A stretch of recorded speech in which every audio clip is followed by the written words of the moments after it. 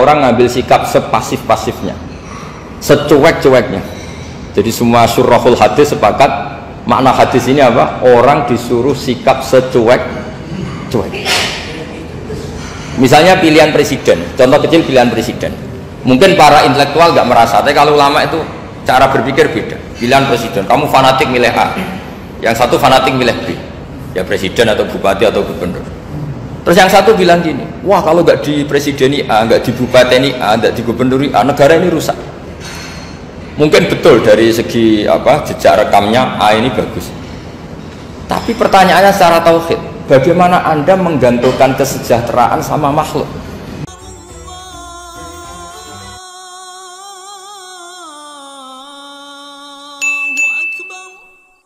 Kalau kita sangat mencintai Indonesia, maka kita akan tegas siapapun yang ingin menghancurkan Indonesia. Itu kira-kira cerminan Nabi Nuh. Kalau kita sangat mencintai Allah, maka kita akan benci sebenci-bencinya sama orang yang mendurhakai Allah.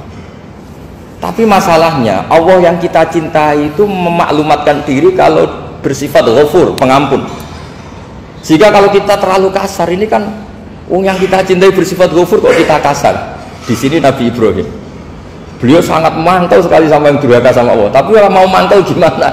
Zat yang mengajarkan itu bersifat Ghafur. Maka kita mau tidak mau, makanya ada riwayat mengatakan takhallaku bi akhlaqillah, kamu bertata krama kayak akhlaknya Allah. Akhirnya ya sudah, kita mau apa coba? Kira-kira kalau kamu mencintai seseorang, itu potensinya kan dua, protektif. Ada telepon, itu dari siapa?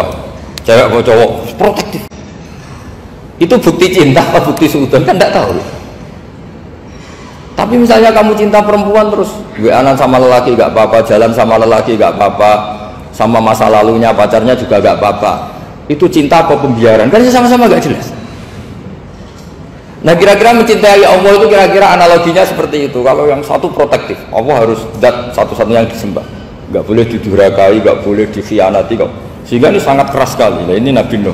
Di sini ada Nabi Ibrahim, karena orang yang zat yang kita cintai bersifat Ghafur. Jika kalau kita terlalu tegas, beda dengan sifatnya Allah yang bersifat Ghafur. Nah umatnya Nabi seperti itu mulai dulu. Ada yang moderat, ada yang keras, ada yang setengah keras, setengah moderat. Ada yang ngambil sikap, oh urip mangan turu, sengenteni mati. Nah, itu lebih baik itu timbang punya istihad tapi gak jelas, mendingan. Itu ada riwayatnya, suatu saat ibadah akhir umatku terbaik adalah tidur. Maksudnya tidur itu gak ngambil sikap, masyhur itu. Saya beri riwayat yang ada di Bukhari Muslim. Satakunu fitanun al-qa'id fiha khairun al-qa'im wal-qa'im fiha khairun al-masi wal-masi fiha khairun nasai. Nanti di akhir zaman itu banyak fitnah, kata Rasulullah. Yang duduk lebih baik ketimbang yang berdiri, yang berdiri lebih baik ketimbang yang jalan biasa lebih baik ketimbang yang jalan bergegas. Man tasyarrafa laha tastasrifu. Fitnah itu adalah siapa yang terlibat maka akan semakin parah. Sehingga semenjak itu ulama berpikir nanti di akhir zaman kalau ada fitnah itu sebaiknya orang ngambil sikap sepasif-pasifnya, secuek-cueknya. Jadi semua syurahul hadis sepakat makna hadis ini apa? Orang disuruh sikap secuek-cuek. Misalnya pilihan presiden, contoh kecil pilihan presiden. Mungkin para intelektual nggak merasa, tapi kalau ulama itu cara berpikir beda. Pilihan presiden, kamu fanatik milih A, yang satu fanatik milih B, ya presiden atau bupati atau gubernur. Terus yang satu bilang gini, wah kalau nggak di presideni A, nggak di bupati A, nggak di gubernur A, negara ini rusak. Mungkin betul dari segi apa jejak rekamnya A ini bagus. Tapi pertanyaannya secara tauhid, bagaimana Anda menggantungkan kesejahteraan sama makhluk? Kamu nggak pernah terusik begitu kan para intelektual? Itu kan melukai. Bagaimana mungkin Anda menggantungkan kesejahteraan dengan seorang makhluk? Wah kalau di presiden A pasti Indonesia makmur, kalau bupati A pasti Sleman makmur, pasti Bantul makmur. Nah, bagaimana mungkin makhluk yang sedang soleh kamu pastikan selalu soleh? Wong dia makhluk bisa berubah. Sementara yang B misalnya fasik, wah kalau dipimpin B pasti rusak negara. Bagaimana kamu pastikan B yang fasik selalu fasik? Biar saja dia husnul khotimah. Yang fasik pas mimpin jadi soleh, yang soleh pas mimpin jadi fasik. Akhirnya ulama karena tahu sifat manusia itu rubah-rubah dan kendali di tangan Allah, sikapnya nggak jelas. Saya ini termasuk orang yang terkenal nggak jelas. Karena kalau ditanya, Gus sampean pilih presiden mana, bakti mana? Sanut pangeran sing dadi aku loyal. Wah, anut pangeran yo kacau. Wah, kowe kacau menan anut pangeran kata saya. Ini kan sudah nggak sambung karena pikirannya ulama. Memang nggak beda, cara berpikir ulama itu beda. Bahkan bapak saya itu kalau didik saya itu begini. Kalau meseli saya atau ngirim saya dulu itu kan pakai mesel. Ha, ini uang kamu 500.000 untuk kamu. Mesti ditambahi 100.000 ini untuk buat jajan sama teman-teman. Mesti ada uang pokok, ada uang sodako. Dulu saya sering tanya, kenapa bapak sangat menghormati teman-teman saya? Kata bapak, aku mondok, aku ora iso nyukupi, sing iso nyukupi ya kanca-kanca. Ternyata betul, rata-rata anak kuliah atau anak mondok, uang pribadinya kan 8 hari dari dikirim sudah habis. Berarti kan masih 22 hari, kok bisa hidup itu kan barokahnya teman-teman. Malah yang agak beling itu 1 hari sudah habis, berarti ada 29 yang bergantung sana sini. Sehingga Nabi dulu cara ngedikan itu unik. Kata Nabi, daun nasayar suku wahu ba'duhum ba'duh. Menusau barnawa, engkau saling memberi rezeki.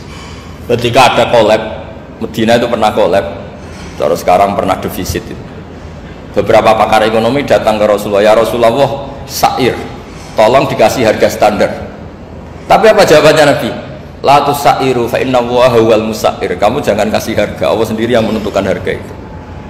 Terus kata Nabi, kenapa engkau begitu ya Rasulullah? Ini negara harus ditentukan harga karena gini-gini. Kata Nabi, saya tidak ingin ketemu Allah dalam keadaan dolim.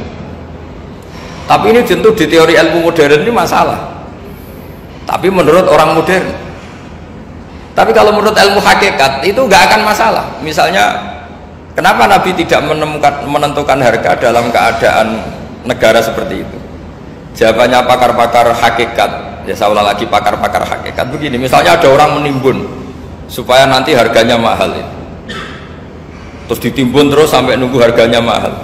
Lama-lama dia sadar kalau timbunannya nggak ada gunanya karena ternyata orang nggak beli. Nah, ketika orang nggak punya kemampuan beli, yang menimbun juga tidak punya uang. Nah, tapi kalau sampean tanya, tapi Gus nak tuku barang pokok kan kita mati karena kehabisan stok. Itu masalah tauhid Anda. Bagaimana mungkin kamu membayangkan seorang makhluk tidak bisa hidup atau nggak dapat rezeki? Nabi itu orang yang sampai ke derajat hakikat, dari tidak pernah bayangkan gitu.